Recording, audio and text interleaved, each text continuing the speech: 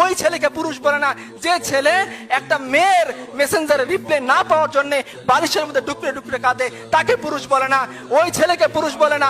যে ছেলে বিশেষ না হইলে পরে গলায় দড়ি দেওয়ার জন্য চিন্তা করে, ওই ছেলেকে পুরুষ বলে না। ওই ছেলেকে পুরুষ বলে না। যে জওয়ানির মধ্যে জওয়ানি মিটানোর জন্য রাস্তা রাস্তায় দাঁড়িয়ে মেয়েদের সাথে ইফটিজিং করে, ওকে পুরুষ বলে না। আর বেটা তুমি যদি পুরুষ হও, 4টা বিয়ে করো, মজ মাস্তি করো বউয়ের সাথে, কবিতা লেখো বউয়ের সাথে, পারলে দায়িত্ব নাও, নিয়ে দেখাও তোমার পুরুষত্বের পরিচয় কতখানি। পারলে দিনের দায়িত্ব নাও, নিয়ে দেখাও তোমার পুরুষত্বের পরিচয় কতখানি। পারলে উম্মার দায়িত্ব নাও, খালিদ বিন ওয়ালিদ হও, আমরা তোমার ইমামতি মেনে নিব, দেখি তোমার পুরুষত্বের দায়িত্ব কতখানি। আর যদি না হয় তাহলে তোমার এই পুরুষত্বের প্যান পানি বন্ধ করো।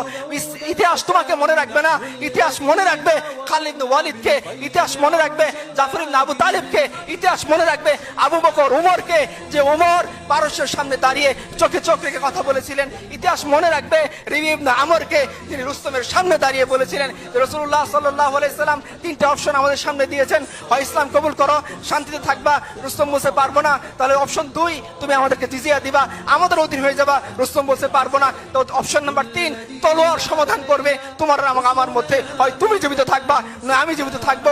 যদি এরকম হয়, দেখি কে জো বাইডেনের সামনে দাঁড়িয়ে এরকম সাহসিকতা মুক্তি করতে পারেন, তবেই আপনারা বললেন যে আপনাদের উম্মারা পুরুষ। আমরা আমাদের উম্মার কথা বলতেছি, যারা জো বাইডেনের চেয়েও ক্ষমতাশীল।